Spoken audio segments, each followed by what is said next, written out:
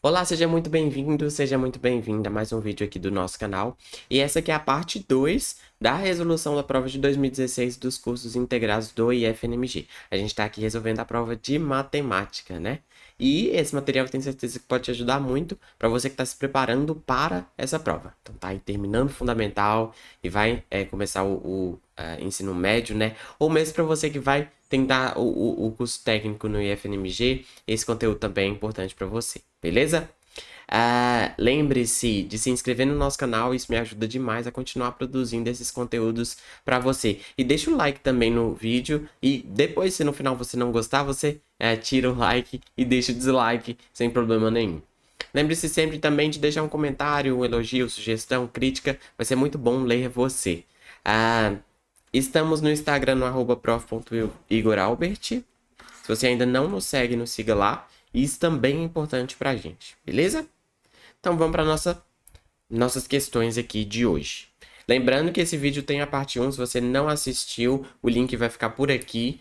Volta lá, assiste da questão 9 até a 12 e agora a gente vai dar 13 até o fim da prova de matemática, ok?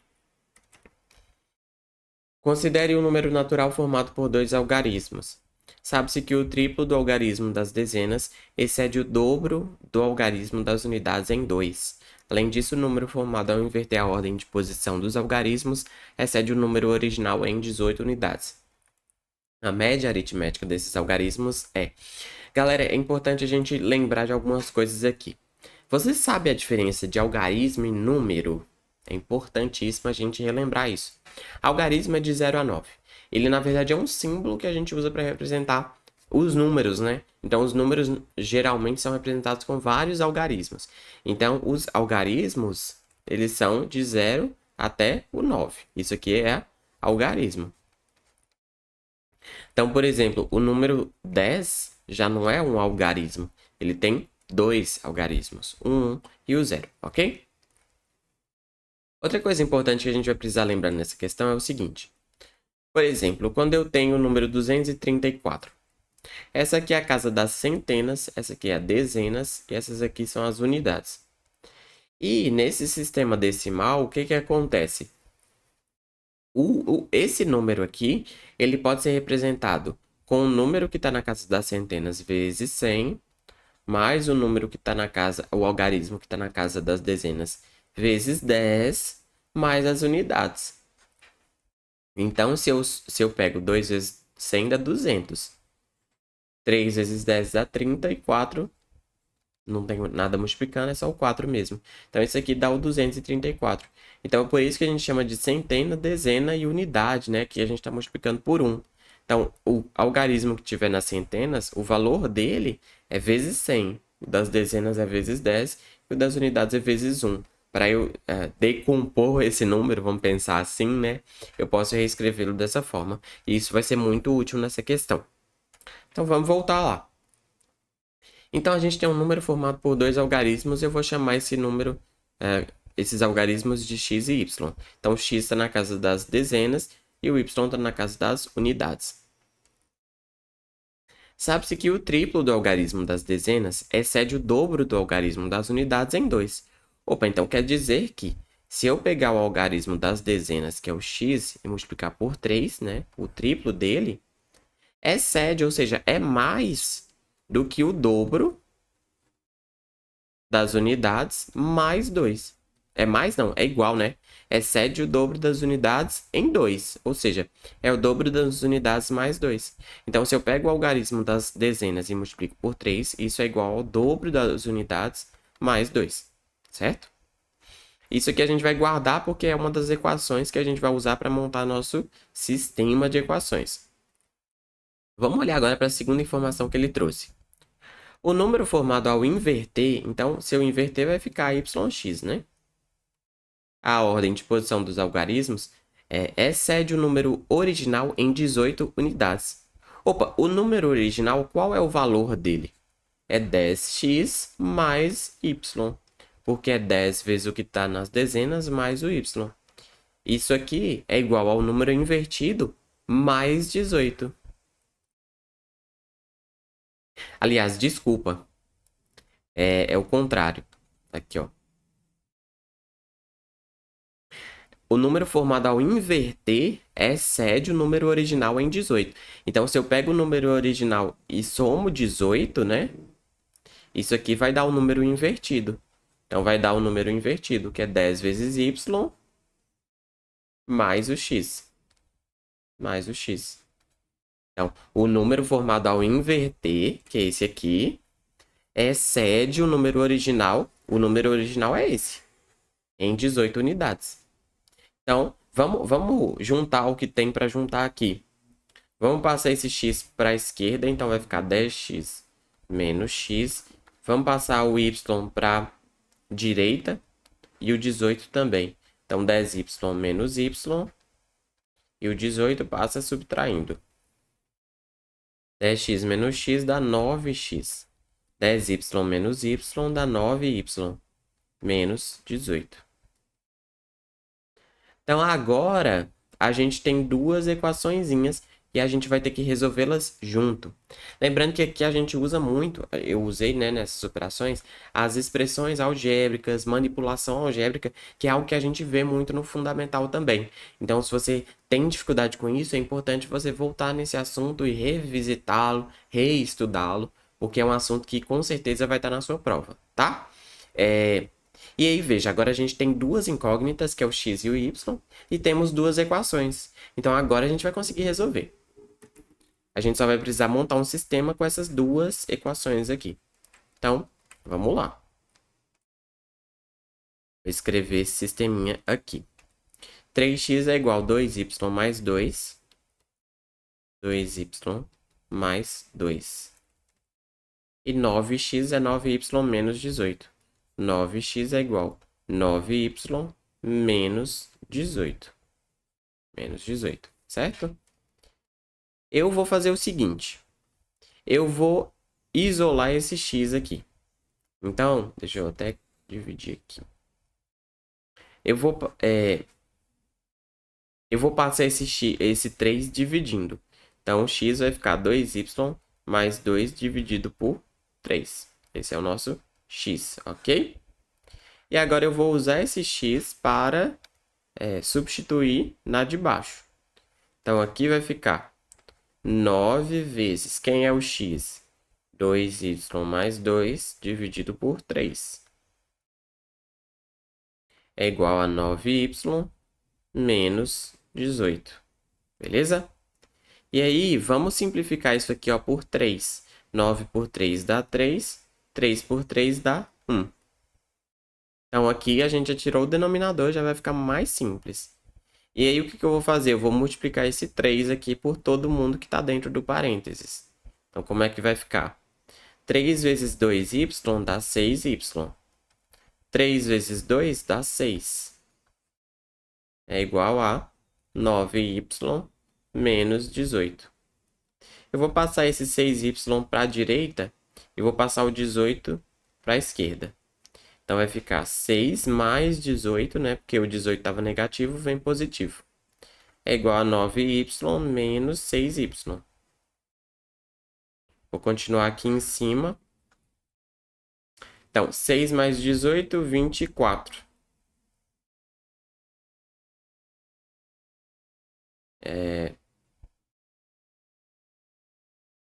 Isso, 24 é igual a 9y menos 6y é igual a 3y.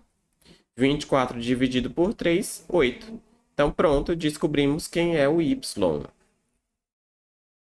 Descobrimos quem é o y.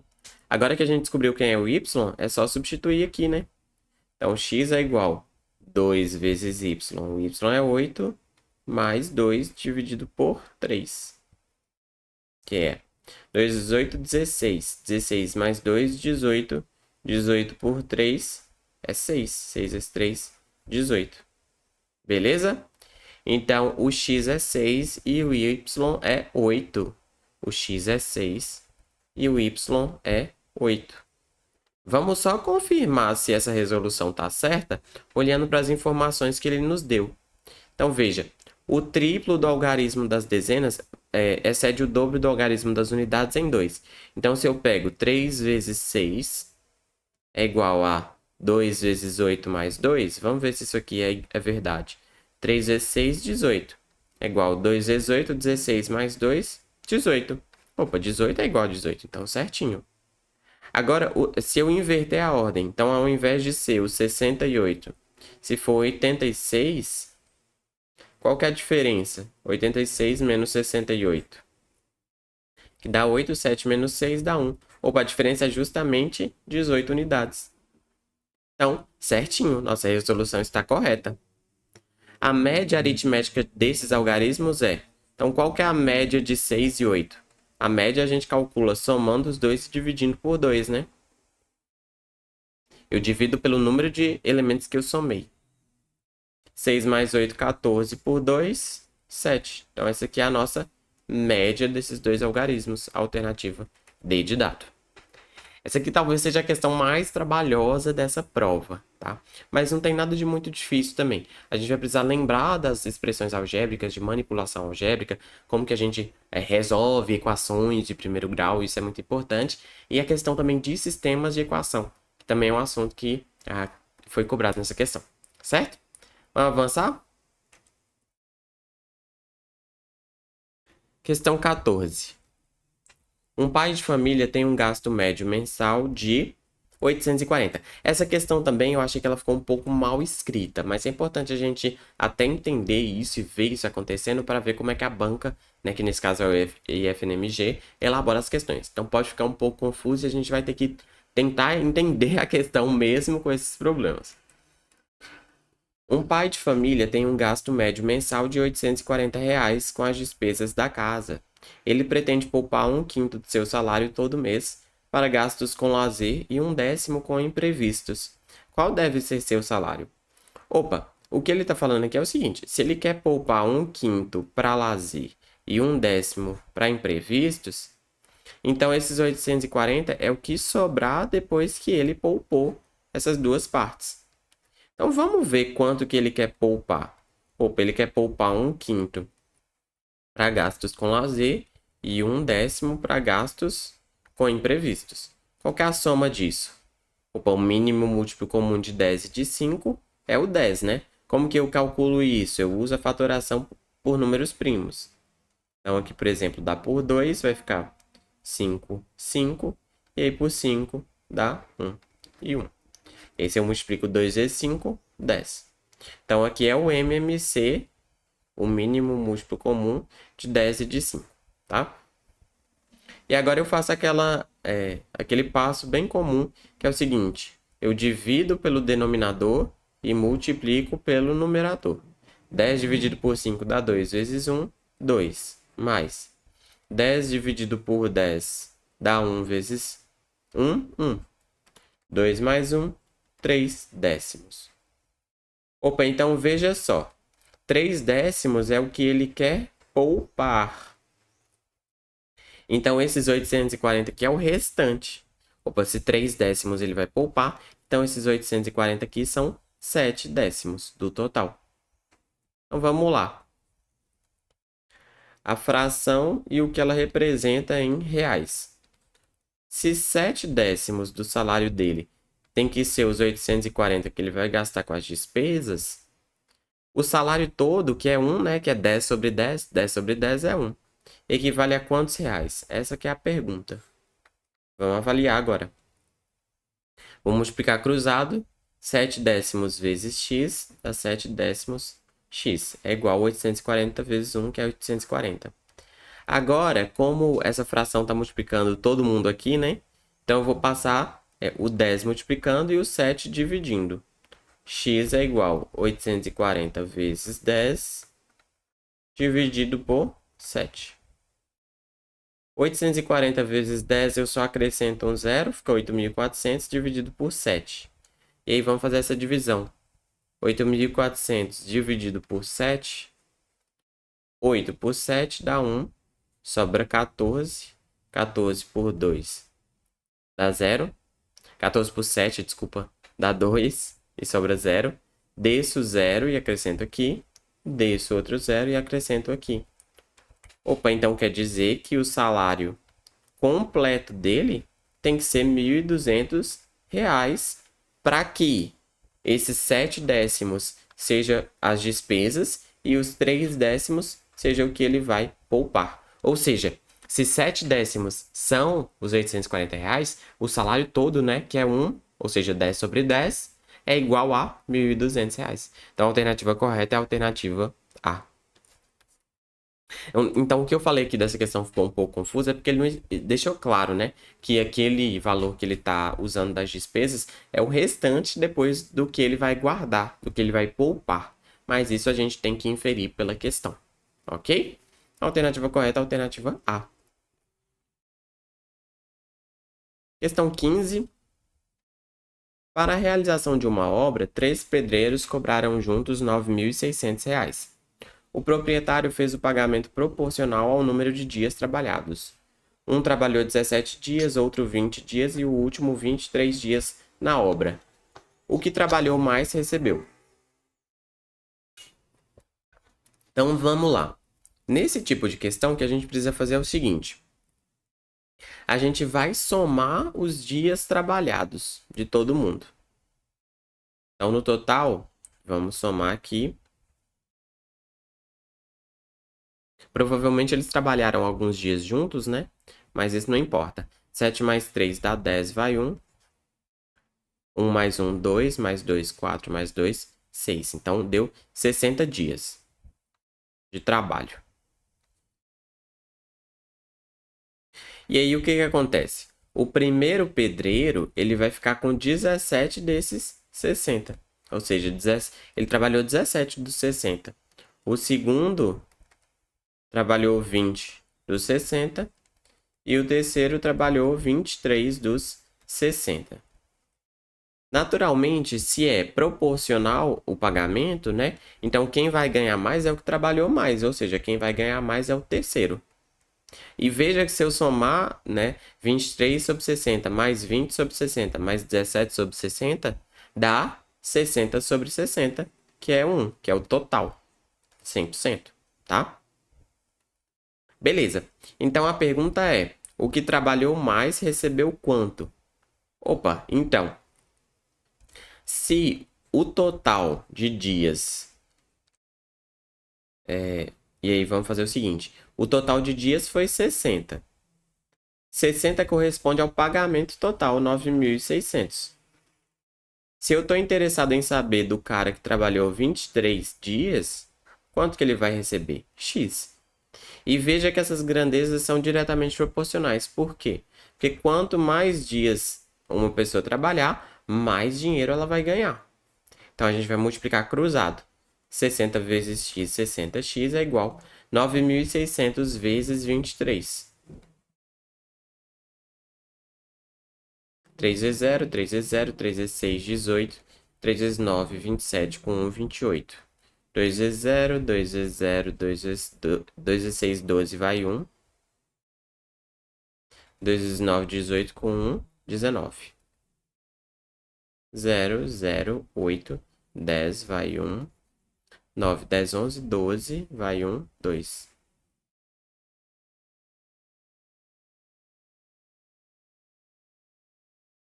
Então, deu 220.800.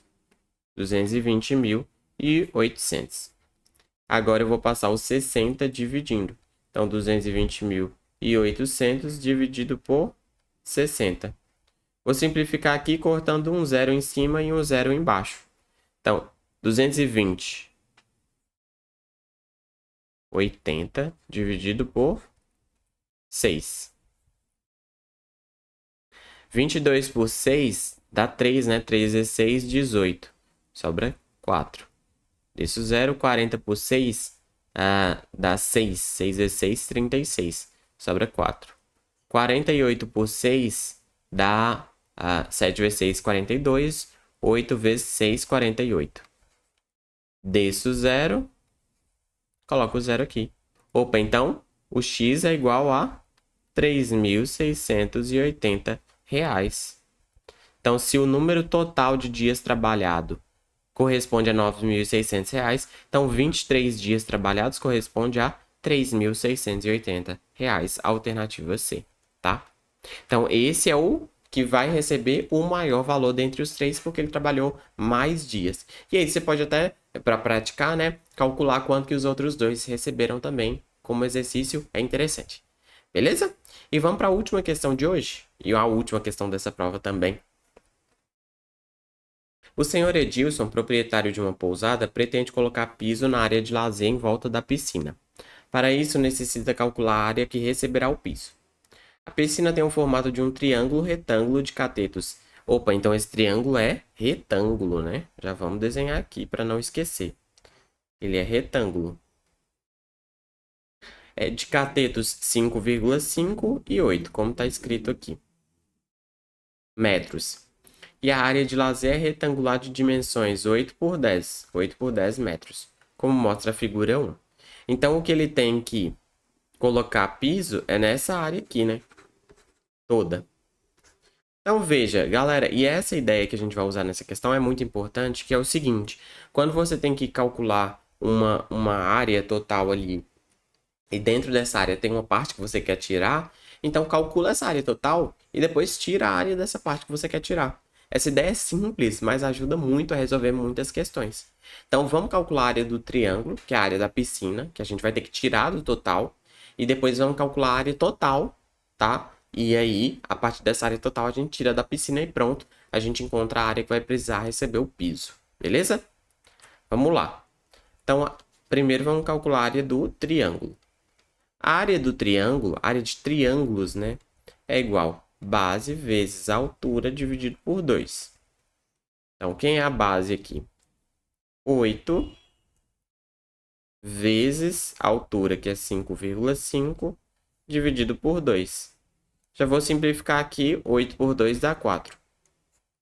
Então, a área desse triângulo é 4 vezes 5,5. 4 vezes 5, 20 vai 2. 4 vezes 5, 20 com 2, 22. Tem uma casa, coloca uma casa. Então, isso aqui ficou 22 metros quadrados. Isso aqui é a área do triângulo, a área da piscina. Piscina. E agora a gente vai calcular a área total. A área disso aqui tudo, ó. Beleza? E como que a gente calcula a área de retângulo? A área de retângulo é base vezes a altura. Mais fácil e impossível. Então, a área aqui total vai ser igual base vezes a altura. Então, a área total é igual 10 vezes 8, 80 metros quadrados. Mas a pergunta é...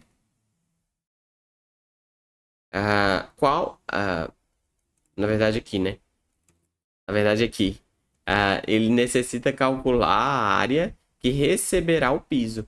A área que receberá o piso é a área total menos a área da piscina. Então, é 80 menos 22. Então, a área do piso, que vai receber o piso, é 80 menos 22, que é a área total menos a área da piscina. 80 menos 22. 10 menos 2 dá 8. 7 menos 2, 5. Então, 58 metros quadrados, a alternativa D de dado. Beleza? Então, essa questão também tranquila, uma questão de geometria, um assunto importante também que a gente precisa conhecer. E conhecer essas principais formas de área, de perímetro, porque isso é importante para nossa prova. Beleza? Então é isso, espero que você tenha gostado, espero que tenha sido útil para você. Se foi, inscreva-se, deixa o like, deixe um comentário também, que vai ser muito bom ler vocês. Muito obrigado pela atenção, muito obrigado por estar comigo mais uma vez. Espero ver você em breve. Até logo e falou!